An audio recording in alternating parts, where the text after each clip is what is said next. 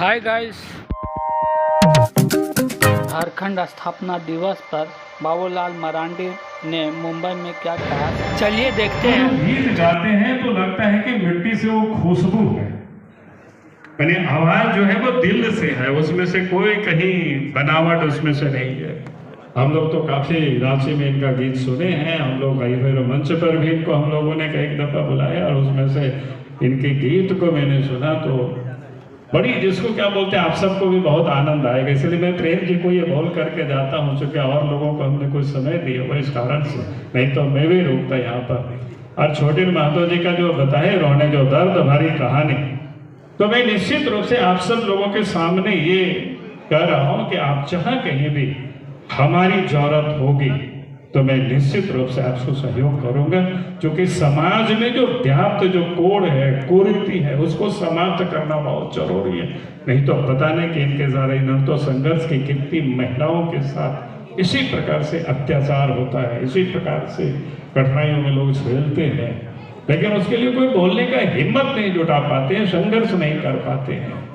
और इसलिए हमने कहा कि इन्होंने जिस प्रकार से हिम्मत की और हिम्मत की तो आज वास्तव में देश में जो सरकार है नरेंद्र मोदी जी के नेतृत्व में चल रहा है, तो गांव घरों में भी जो इस प्रकार के समाज के लिए जो लोग काम कर रहे हैं, जो अच्छे कलाकार हैं, जिनको वो मंच नहीं मिल पाता था। पहले तो बड़े बड़े लोगों का जो पद्मश्री से लोग सम्मानित होते थे तो बड़े बड़े लोग होते थे, लेकिन आप तो गांव घर में आप मधु मंसूरी जैसा व्यक्ति, उससे पहले और भी कई लोगों को झारखंड के लोग सम्मानित हुए हैं। वास्तव में वो सम्मान के योग है, सम्मान उनको मिलना चाहिए, उसके हकदार थे, वो सम्मान के योग है, सम्मान के हकदार है। और आज इन लोगों की सम्मान राष्ट्रपति भवन में हुई, क्या दुनिया इन लोगों को देखा, दुनिया जान रही है कि ऐसे लोगों को भी अवसर मिल सकता है, सम्मान मिल सकता है। ये हुआ। और विशेष तो कुछ नहीं कहूँगा कि मैं आप सब लोग इतनी दूर से आकर के मुंबई में, क्योंकि हमारे लोगों से काफ़ी संपर्क रहता है, काफ़ी लोग बताते हैं, कोई तो मजदूरी भी करते हैं, कोई व्यवसाय भी करते हैं, और सफल उद्योग, सफल व्यवसायी यहाँ पर इतनी दूर में आकर के वास्तव में कई लोगों से मुलाकात होती है, हम पूछते हैं कब आए थे, तो कई लोगों को तो पता चलता है कि बचपन में ही वो घर छोड़ करके चले आए थे। आज भी कई लोगों से मुलाकात हुई, पुणे में मुलाकात हुई तो एक नौजवान से, तो मैंने पूछा कि आप कब आए हो यहाँ, कितने साल से हो, तो बोला 30 साल से। तो उनकी उम्र देख करके मैंने पूछा कि 30 साल से आप काम कर रहे हो तो आपकी उम्र कितना है, तो बोला कि सर 43 साल है। तो उन्होंने कहा इसका मतलब 13 साल के, बोला कि हाँ 13 साल की है मैं। कोई पढ़ाया लिखाया क्या करते, काम धाम नहीं था, गरीबी था, चले आए और अच्छा काम कर रहे हैं, आज यहाँ पर खड़ा कर लिया। काफ़ी लोग बसे हुए हैं कि पुणे में, फिर मुंबई भी आए तो जहाँ होटल में ठहरे तो वहाँ भी कुछ लोग मिलने के लिए गए हमारे उसी हजारीबाग क्षेत्र के। तो हमने उनसे भी पूछा कि बोला कि हम 30 साल से अपने यहाँ काम कर रहे हैं। बोले तुम्हारा उम्र कितना है, तो बोला कि भाई 40-42 है। हम बोले उस समय आए तो कितने छोटे थे, बोला कि छोटे थे।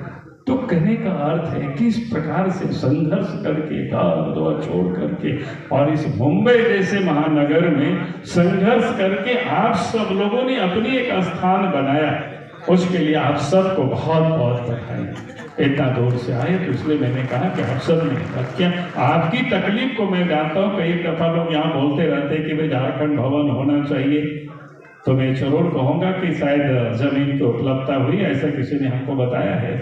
अगर तो फिर निश्चित रूप से हम झारखंड सरकार से भी आग्रह करेंगे कि यहाँ के लोगों की जो तकलीफ है, कई एक प्रकार की मुसीबतें होती है, कई एक प्रकार की समस्याएं आती है लोगों के साथ, कभी कभी दुर्घटनाएं हो जाती है तो कोई देखने वाला नहीं, लेकिन आप सब ने जो इस प्रकार के छोटे छोटे जो संगठन बनाए, जैसे राणा जी है उन्होंने भी बनाया, कई लोगों का हम कई दफा आए हैं तो कई संगठन के लोगों से मिले हैं, और उसके माध्यम से काफी लोगों को सहयोग भी मिलता है एक दूसरे को प्रति।